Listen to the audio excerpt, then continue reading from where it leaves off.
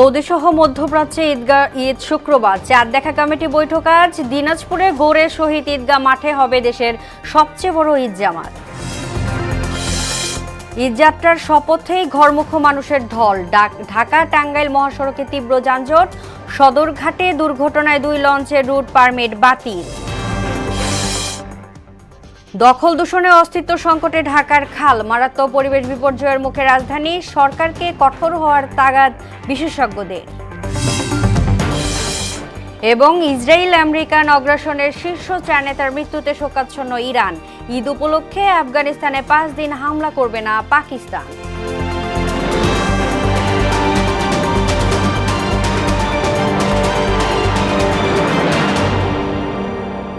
আসসালামু আলাইকুম, স্বাগত মোহনের সংবাদে। এতক্ষণ শুনছিলেন শিরোনাম, পুরো সংবাদের সঙ্গে আছি আমি তাজরিন নাহার মুক্তি।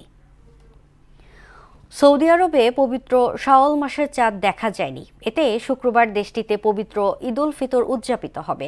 চাঁদ দেখা সাপেক্ষে এই তারিখ নির্ধারণ করা হয়। সাধারণত সৌদি আরবে একদিন পর বাংলাদেশে পবিত্র ঈদ উল ফিতর উদযাপন করা হয়। আজ বাংলাদেশে জাতীয় চাঁদ দেখা কমিটির বৈঠকে ঈদ উল ফিতর উদযাপনের বিষয়ে সিদ্ধান্ত নেওয়া হবে।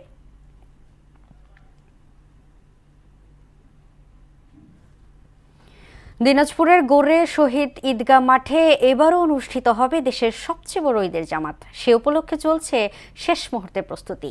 এই মাঠে একই সঙ্গে নামাজ আদায় করতে পারবেন প্রায় কয়েক লাখ মুসল্লি। নিরাপত্তা ব্যবস্থা সহ ইতোমধ্যে সব ধরনের ব্যবস্থা করেছে আয়োজকরা। সুবল রায়ের প্রতিবেদন, জানাচ্ছেন আফরিন পপি।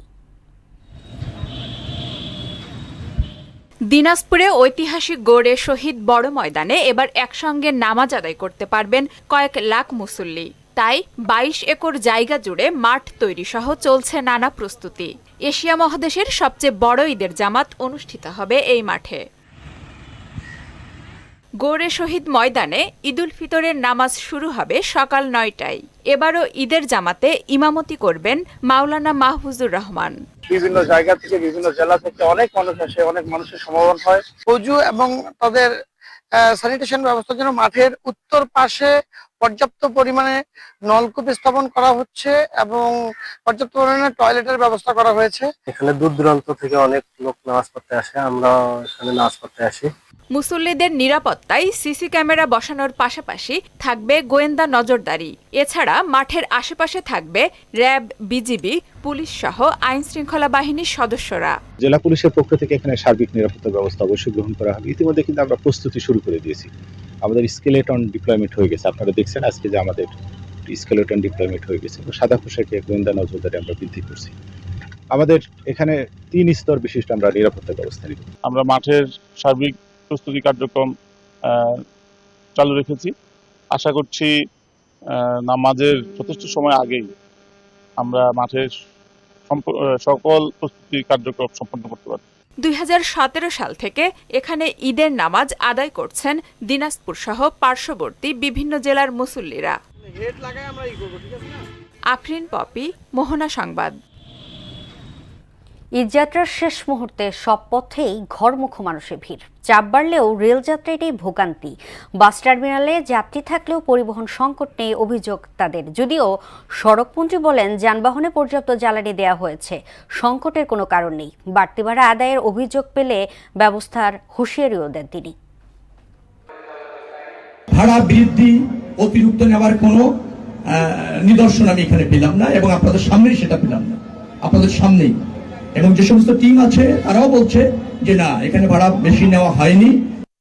গাজীপুরের কালিয়াকৈর চন্দ্রা এলাকায় ঢাকা টাঙ্গাইল মহাসড়কে তীব্র যানজট সৃষ্টি হয়েছে। এতে চরম ভোগান্তিতে পড়েছে সাধারণ যাত্রী ও চালকরা। সকাল থেকে মহাসড়কের যানবাহন থেমে রয়েছে, আবার কোথাও থেমে থেমে যানবাহন চলাচল করতে দেখা যায়।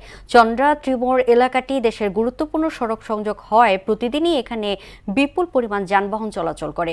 বিশেষ করে ঈদ আসলেই মানুষ ও পণ্যবাহী ট্রাকের চাপ বেড়ে গেলে যানজট আরও তীব্র আকার ধারণ করে। এদিকে যানজট নিরসনে হাইওয়ে পুলিশ ও ট্রাফিক পুলিশ কাজ করছে। সড়কের বিভিন্ন পয়েন্টে পুলিশ সদস্যদের যান চলাচল নিয়ন্ত্রণে কাজ করছেন। দর্শক, ঈদযাত্রার খবর নিয়ে গাজীপুরে চন্দ্রা থেকে যুক্ত হচ্ছেন সহকর্মী আলহাজ হোসেন ও নরসিংদীর ঢাকা সিলেট মহাসড়ক থেকে যুক্ত হচ্ছেন সহকর্মী রেজাউল করিম। প্রথমে চলে যাচ্ছি গাজীপুরের আলহাজের কাছে। আলহাজ, মহাসড়কে গাড়ির চাপ কেমন দেখছেন এবং ঈদযাত্রা নির্বিঘ্ন করতে প্রশাসনের প্রস্তুতি কেমন, বিস্তারিত জানাবেন।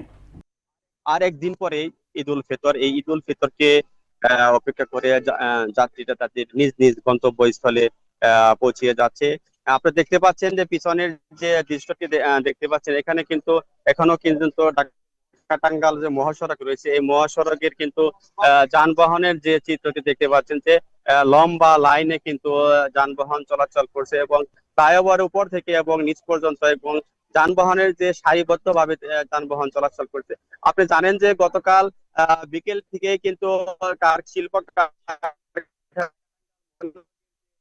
ছুটি হওয়ার পর থেকে কিন্তু এই ঢাকা টাঙ্গাইল মহাসড়কের যে যানজটে রাত ভরাও কিন্তু এই ঢাকা টাঙ্গাইল মহাসড়ক কিন্তু যানজট যানজট ছিল, সৃষ্টি ছিল এবং থেমে থেমে যানজট কোথাও আবার একেবারে যানবাহন বন্ধ ছিল। কিন্তু আইন শৃঙ্খলা বাহিনী যানজট নিরসনের জন্য কাজ করে যাচ্ছে, যাতে করে এই যাতে করে নির্বিঘ্নে এবং যাত্রী তাদের গন্তব্যস্থলে পৌঁছাতে পারে।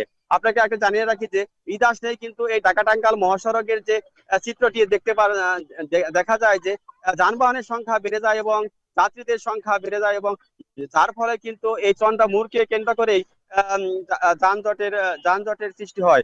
আপনাকে আরেকটা বিষয় জানিয়ে রাখি যে ঢাকা টাঙ্গাইল যে মহাসড়ক রয়েছে, এই মহাসড়কের মহাসড়কে রয়েছে, মহাসড়কের যানজট নিয়ন্ত্রণের জন্য পুলিশ 600-র অধিক পুলিশ তারা মাঠে কাজ করে যাচ্ছে এবং যাতে করে নির্বিঘ্নে তাদের গন্তব্যস্থলে পৌঁছাতে পারে। এই ছিল ঢাকা টাঙ্গাইল মহাসড়কের যানজটের সর্বশেষ খবর। ধন্যবাদ আলহাজ আপনাকে। দর্শক, এবার আমরা চলে যাব ঢাকা সিলেট মহাসড়কের রেজাউল করিমের কাছে। রেজাউল, ঢাকা নরসিংদী ঢাকা সিলেটের মহাসড়কে তো আপনি আছেন, সেখানকার সর্বশেষ চিত্র কেমন দেখছেন, বিস্তারিত জানাবেন।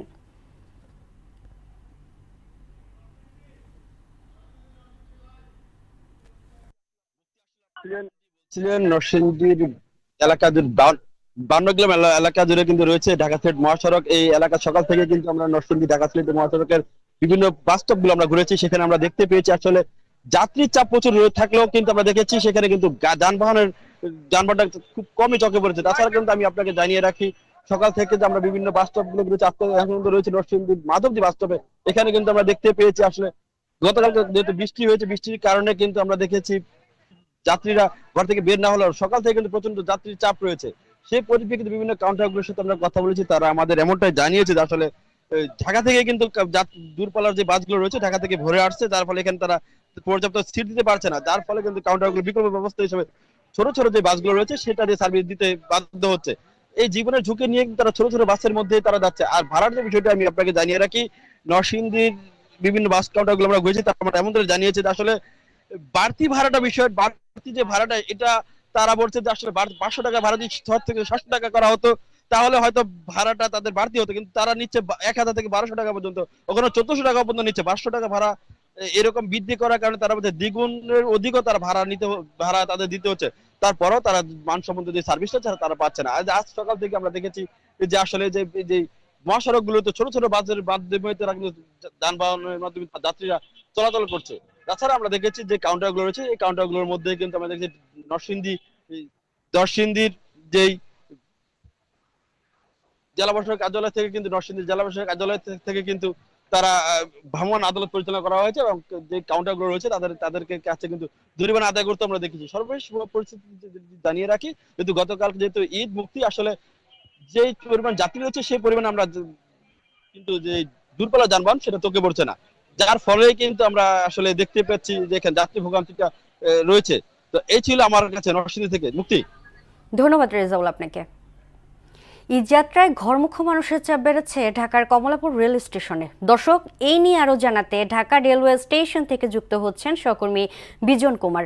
বিজন, রেলে ঈদযাত্রায় মানুষের ভিড় কেমন দেখছেন এবং শিডিউল অনুযায়ী কি ট্রেন ঠিকঠাক চলছে কিনা, বিস্তারিত জানাবেন।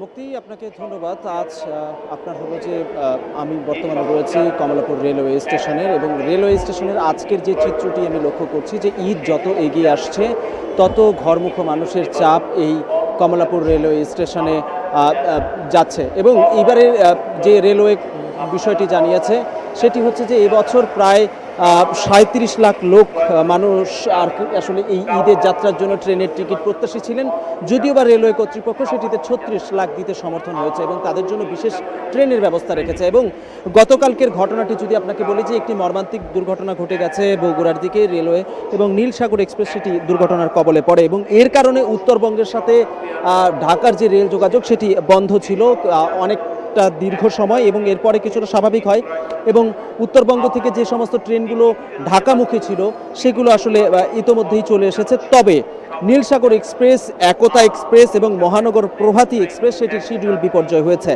এবং নীলসাগর এক্সপ্রেস 6টা 45-এ ছেড়ে যাওয়ার কথা, সেটির সম্ভাব্য টাইম দেওয়া হয়েছে 10টা 10 মিনিটে এবং একতা এক্সপ্রেস যে ট্রেনটি রয়েছে সেটির সম্ভাব্য টাইম আপনার হলো যে 10টা 15 মিনিটে ছেড়ে যাওয়ার কথা, তবে এটির সম্ভাব্য সময় দেওয়া হচ্ছে 4টা 50 মিনিট।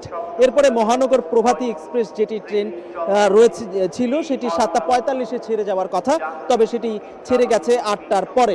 এখন পর্যন্ত শিডিউল বিপর্যয়ের ক্ষেত্রে এই 3টি ট্রেনের নাম উঠে এসেছে এবং আমরা স্টেশন সূত্রে জানতে পেরেছি। এবং শিডিউল বিপর্যয়ের কারণে উত্তরবঙ্গের যে যাত্রীরা ছিল, মুক্তি যাত্রীরা যারা রয়েছেন এখন পর্যন্ত তারা এখানেই স্টেশনের মধ্যেই রয়েছেন এবং তাদের মনের ভিতরে একটা ছোট্ট মানে সত্যের মধ্যে আতঙ্ক বিরাজ করছে যেহেতু একটি রেল দুর্ঘটনা ঘটে গেছে। মুক্তি, আজকে সব মিলিয়ে কমলাপুর রেলওয়ে স্টেশনের যাত্রীর চাপ অনেকটাই বেশি এবং আগামীকালকেও এটি অব্যাহত থাকবে বলে মনে করছেন স্টেশন সংশ্লিষ্টরা। মুক্তি, এই ছিল সর্বশেষ চিত্র। বিজন, আপনাকে ধন্যবাদ। রাজধানীর সদরঘাট লঞ্চ টার্মিনালে দুটি যাত্রীবাহী লঞ্চের সংঘর্ষের ঘটনায় সংশ্লিষ্ট নৌযান দুটির রুট পারমিট বাতিল করা হয়েছে। বুধবার দুর্ঘটনাস্থল পরিদর্শন শেষে নৌ পরিবহন ও সেতু প্রতিমন্ত্রী রাজীব আহসান গণমাধ্যমকে এই সিদ্ধান্তের কথা জানান। প্রতিমন্ত্রী জানান, দুর্ঘটনার প্রাথমিক দায়বদ্ধতায় এমভি আসা যাওয়া 5 ও এমভি জাকির সম্রাট 3 লঞ্চ দুটির রুট পারমিট ইতোমধ্যে বাতিল করা হয়েছে।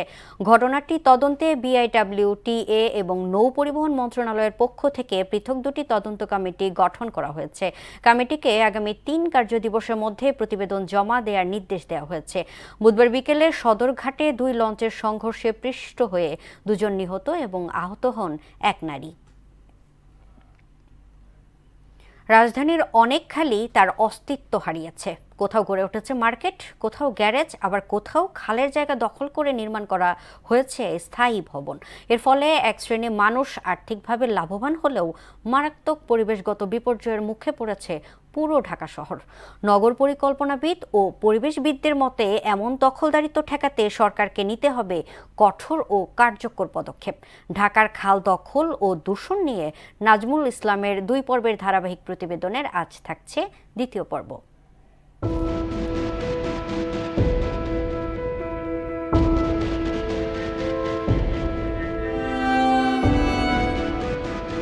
দখল হওয়া অসংখ্য খালের তালিকায় মিরপুরের রূপনগর খালটি অন্যতম। এখন সেখানে দাঁড়িয়ে বোঝার উপায় নেই একসময় এই জায়গায় পানি প্রবাহিত হতো, নৌকা চলত আর স্থানীয়রা মাছ ধরত। বছরের পর বছর ভূমিদস্যু আর প্রভাবশালীদের অবৈধ দখলে হারিয়ে গেছে খালটি। পুরনো মানচিত্রে চোখ রাখলেই দেখা যায় রামচন্দ্রপুর, বেগুনবাড়ি, ধুলাইখাল, রায়ের বাজার সহ অসংখ্য খাল একসময় ছিল ঢাকার প্রাণ। কিন্তু এসব জায়গায় মাথা তুলেছে উঁচু দালান, কোথাও তৈরি হয়েছে রাস্তা, বস্তি কিংবা মার্কেট। গবেষণা বলছে হারিয়ে যাওয়া খালগুলোর জমির 1/3 এখন স্থায়ী স্থাপনা। প্রায় 19% জায়গায় করা হয়েছে প্লট আর 17% দখল করেছে সড়ক। এলাকাবাসীর দাবি, খাল দখলের পেছনে রয়েছে প্রভাবশালী মহলের মদত, আর সরকারি সংস্থাগুলোর ভূমিকা অনেকটা নীরব দর্শকের মতো। আইন থাকলেও প্রয়োগ নেই বললেই চলে। দিন দিন এটা দখল হয়ে যাচ্ছে। কিছু প্রভাবশালী লোক আছে, তারা এটাকে কি করছে, আপনার দখল করে খাচ্ছে। এখানে তো আমিও কিছু বলতে পারি না, বা দেখা যায় প্রশাসন হয় কোনো কিছু বলতে পারে না, বা সরকারও কিছু বলে না। এই পাশেও দখল, এই পাশেও দখল, দোনো পাশে দখল, খালটা হয়ে গেছে ছোট। তরুণ গবেষক সাইফুল ইসলামের মতে, রাজনৈতিক স্বার্থান্বেষী মহল ব্যক্তিগত লাভের আশায় নিয়মিতভাবে খালের জমি দখল করে সেখানে বিভিন্ন ধরনের স্থাপনা নির্মাণ করছে। রাজনৈতিক কিছু কুচক্রী মহল যারা খাল দখল করে অবৈধ স্থাপনা নির্মাণ করছে। এই অবৈধ স্থাপনা নির্মাণে তাদের অনেক বেনিফিট বা আমাদের ক্ষতিকারক দিক আছে। বিশেষজ্ঞরা বলেন, খাল দখল রোধে শুধু দখলদারদের বিরুদ্ধে সরকারের কঠোর সিদ্ধান্তই যথেষ্ট নয়, খালের সীমানা নির্ধারণে প্রযুক্তির ব্যবহার নিশ্চিত করাও জরুরি। GIS, remote sensing, satellite image ব্যবহার করে সিএস খতিয়ান ধরে কোন জায়গায় কোন খালটি ছিল সেই ম্যাপিং করতে হবে। ম্যাপিং করে সরকারের সর্বাত্মক যেই ইফোর্ট রয়েছে, এনফোর্সমেন্ট রয়েছে, তার মাধ্যমে জিরো টলারেন্সের মাধ্যমে এই দখলদারদেরকে উচ্ছেদ করতে হবে। একসময় ঢাকায় মোট ৩৪৪ কিলোমিটার খাল থাকলেও বর্তমানে ১২৪ কিলোমিটার খাল সম্পূর্ণভাবে হারিয়ে গেছে। নাজমুল ইসলাম, মোহনা সংবাদ, ঢাকা। বগুড়ার সান্তাহারে নীলসাগর এক্সপ্রেস ট্রেনের ৯টি কোচ লাইনচ্যুত হওয়ায় রেল চলাচল স্বাভাবিক রাখতে ট্রান্সশিপমেন্ট পদ্ধতিতে যাত্রী পরিবহনের সিদ্ধান্ত নিয়েছে বাংলাদেশ রেলওয়ে। বুধবার রাতে বাংলাদেশ রেলওয়ে অতিরিক্ত মহাপরিচালক মোহাম্মদ নাজমুল ইসলাম এ তথ্য জানান। বলেন, বিভিন্ন রুটে একাধিক ট্রেন দিয়ে ট্রান্স পারমিট কার্যক্রম পরিচালনা করা হবে। রেলওয়ে জানিয়েছে, লাইনচ্যুত ৯টি কোচ উদ্ধার করতে প্রায় ১২ ঘন্টা সময় লাগতে পারে। বুধবার বগুড়ার সান্তাহারে ঢাকা থেকে নীলফামারীর চিলাহাটিগামী নীলসাগর এক্সপ্রেস ট্রেনের ৯টি কোচ লাইনচ্যুত হয়। ইরান মার্কিন ইসরায়েল যুদ্ধ প্রসঙ্গ। ইসরায়েল আমেরিকান ধারাবাহিক ও লক্ষ্যভেদী হামলায় গত ২৪ ঘন্টায় ব্যবধানে নিজেদের ৪ জন অতি গুরুত্বপূর্ণ নেতাকে হারানোর খবর নিশ্চিত করেছে ইরান। মঙ্গলবার নিরাপত্তা প্রধান আলী লারিজানির মৃত্যুর পর বুধবার দেশটির গোয়েন্দা মন্ত্রী ইসমাইল খাতিব সহ আরও ২ শীর্ষ কর্মকর্তার নিহতের বিষয়টি স্বীকার করে নিয়েছে তেহরান কর্তৃপক্ষ। তিনি তার ঘনিষ্ঠ সহকর্মী ইসমাইল খাতিব, আলী লারিজানি এবং আজিজ নাসির জাদেহর মৃত্যুকে কাপুরুষোচিত হত্যাকাণ্ড হিসেবে অভিহিত করে গভীর শোক প্রকাশ করেছেন। গোয়েন্দা তথ্যের ভিত্তিতে পরিচালিত এই টার্গেটেড কিলিং মিশনে একের পর এক হেভিওয়েট নেতা নিহত হওয়ার ইরানের সামরিক ও প্রশাসনিক কাঠামো বড় ধরনের সংকটের মুখে পড়েছে।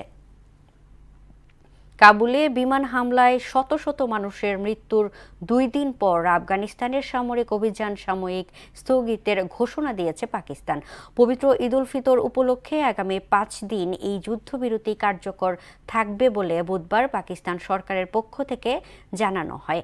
পাকিস্তানের তথ্যমন্ত্রী আতাউল্লাহ তারার সামাজিক যোগাযোগ মাধ্যমে জানান, সৌদি আরব, কাতার ও তুরস্কের মতো বন্ধু প্রমিত দেশগুলোর অনুরোধে এই সিদ্ধান্ত নেওয়া হয়েছে। বুধবার মধ্যরাত থেকে সোমবার মধ্যরাত পর্যন্ত আফগানিস্তানের সব ধরনের হামলা বন্ধ থাকবে। ফরিদপুরে ৫২৫ কোটি টাকার পেঁয়াজ বীজ উৎপাদনের স্বপ্ন দেখছেন চাষিরা। দেশের মোট চাহিদার অর্ধেকই যোগান দিচ্ছে এই জেলা। এদিকে পেঁয়াজের বীজ চাষে আলোড়ন তুলছে দিনাজপুর। এ চাষে উদ্বুদ্ধ করতে সহযোগিতা করছে স্থানীয় কৃষি বিভাগ। আশিস পোদ্দার বিমান ও সুবল রায়ের প্রতিবেদন, জানাচ্ছেন মাহমুদ আক্তার। গেল এক যুগে ফরিদপুর হয়ে উঠেছে প্রধান পেঁয়াজ বীজ উৎপাদনকারী অঞ্চল। জেলা সদর, সদরপুর, ভাঙ্গা ও মধুখালীর মাঠগুলোতে এখন শুধু সাদা ফুলের রাজত্ব। ধান পাটের চেয়ে লাভ বেশি হওয়ায় কৃষকদের কাছে এটিই এখন সবচেয়ে বড় ফসলি স্বপ্ন। বর্তমানে ফলন বাড়াতে ব্যস্ত সময় পার করছেন চাষিরা।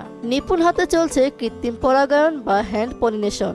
মাঠে পরাগায়নের কাজ চলতেছে, মহিলা পুরুষ আমাদের পরাগায়ন করতেছে। আমাদের এই বছরের প্রোডাকশন আছে প্রায় 90 থেকে 100 একর।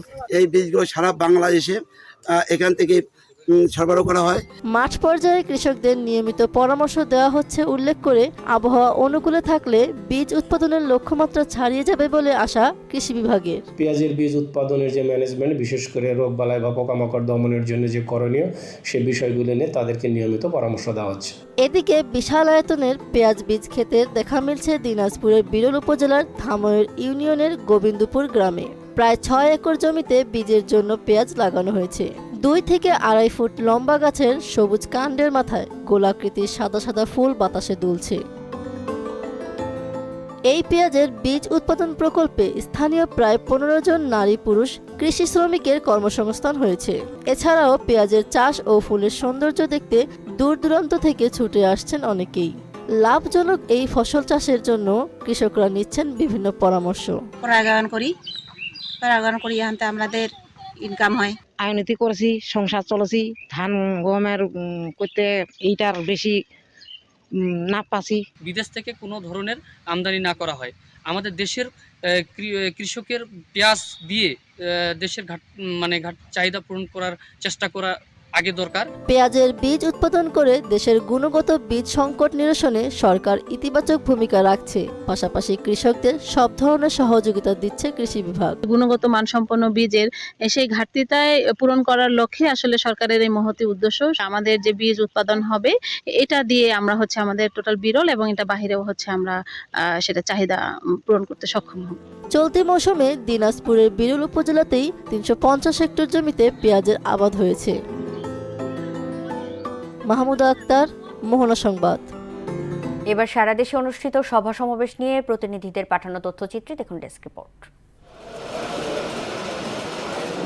চট্টগ্রামের পতেঙ্গায় দক্ষিণ বঙ্গোপসাগরের উপকূলীয় অঞ্চলে আত্মসমর্পণ করা আলোর পথের যাত্রীদের মাঝে ঈদ উপহার বিতরণ করেছে র্যাপিড অ্যাকশন ব্যাটালিয়ন ৭। কুষ্টিয়ার কুমারখালীতে ৬ শতাধিক বিএনপি নেতাকর্মীদের মধ্যে ঈদ উপহার হিসেবে শাড়ি, লুঙ্গি, পাঞ্জাবি বিতরণ করেছেন আতিকুর রহমান সবুজ।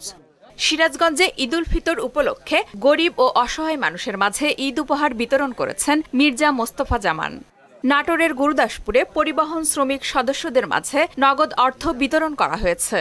মুন্সিগঞ্জের টঙ্গীবাড়িতে টানা ৪০ দিন জামায়াতের সঙ্গে ৫ ওয়াক্ত নামাজ আদায় করায় ৩০০ কিশোরকে পুরস্কৃত করা হয়েছে। মারমা সম্প্রদায়ের সাংঘাই উৎসব ২০২৬ উপলক্ষে বান্দরবানে সংবাদ সম্মেলন অনুষ্ঠিত হয়েছে। কেরানীগঞ্জে আগানগর ইউনিয়ন বিএনপির উদ্যোগে অসহায় ও দরিদ্র মানুষের মাঝে ঈদ সামগ্রী বিতরণ করা হয়েছে। ঈদুল ফিতর উপলক্ষে রংপুর নগরী স্বল্প আয়ের সকল মানুষের মাঝে গরুর মাংস, দুধ, ডিম বিক্রয়ের জন্য ইসলামী এগ্রো ফার্মসের উদ্বোধন হয়েছে। চাঁপাইনবাবগঞ্জের শিবগঞ্জে ধাইনগর ইউনিয়নের ৯ নং ওয়ার্ডে মহেশপুরে ৩০০ পরিবারকে ঈদ সামগ্রী বিতরণ করা হয়েছে। ঈদে জামালপুরে সরকারি শিশু পরিবারের সদস্যদের মাঝে নতুন পোশাক বিতরণ করেছে জামালপুর প্রেস ক্লাব। রাঙ্গামাটি সরকারি প্রাথমিক বিদ্যালয় প্রাঙ্গণে এতিম, অসহায় ও সুবিধাবঞ্চিত মানুষের জন্য ১০ টাকার বাজার আয়োজন করেছে রাঙ্গামাটি হিল সার্ভিস সংগঠন। ঈদুল ফিতর উপলক্ষে নোয়াখালীতে অসহায় ও নিম্ন আয়ের পরিবারের মাঝে ঈদ উপহার বিতরণ করেছে উদ্দীপিত তারুণ্য সংগঠন উতাস। জয়পুরহাটের পাঁচবিবিতে গরিব ও অসহায়দের মাঝে ঈদ উপহার বিতরণ করেন মোহাম্মদ লিটন মণ্ডল। রাজবাড়ীর গোয়ালন্দে গোধূলি বিনোদন পার্কে সাংবাদিকদের ইফতার ও দোয়া অনুষ্ঠিত হয়েছে।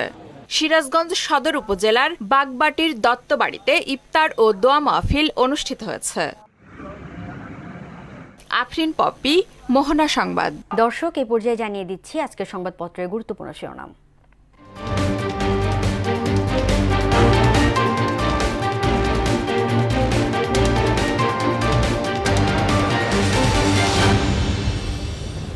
দর্শক, প্রথম আলোর শিরোনাম করেছে সংসদ কাজে মন্ত্রীদের দায়িত্ব বন্টন, বিকল্প ঠিক করে প্রজ্ঞাপন। লাইন মেরামতের সময় এলো ট্রেন, ৯টি কোচ লাইনচ্যুত। দৈনিক ইত্তেফাক শিরোনাম করেছে ঈদের দিন সর্বস্তরের মানুষের সঙ্গে শুভেচ্ছা বিনিময় করবেন প্রধানমন্ত্রী। লারিজানি বাসিজ প্রধানের পর ইরানের গোয়েন্দা মন্ত্রীও নিহত। সমকাল শিরোনাম করেছে ইসরায়েলে কাস্টারের আঘাত, ক্ষেপণাস্ত্রে ছিন্ন ভিন্ন তেহরান। হরমুজ প্রণালী এড়িয়ে চলার চেষ্টা রপ্তানিকারকদের। দর্শক, বাংলাদেশ প্রতিদিন শিরোনাম করেছে বাংলাদেশের বুক থেকে পাথর নেমে যাওয়ার পর প্রথম ঈদ উৎসব, স্বজনের কাছে ফিরছে সবাই। যুগান্তর শিরোনাম করেছে সৌদি আরবে ঈদ শুক্রবার, ইসরায়েল কাস্টার ওয়ারে হেড দিয়ে হামলা, ভয়ঙ্কর প্রতিশোধের হুমকি ইরানের। দর্শক, দ্য ডেইলি স্টার শিরোনাম করেছে Eid journey largely smooth, war will hit us all.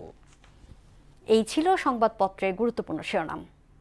শেষ করব মোহনা সংবাদ, যাবার আগে শিরোনামগুলো দেখে নিচ্ছি আরও একবার।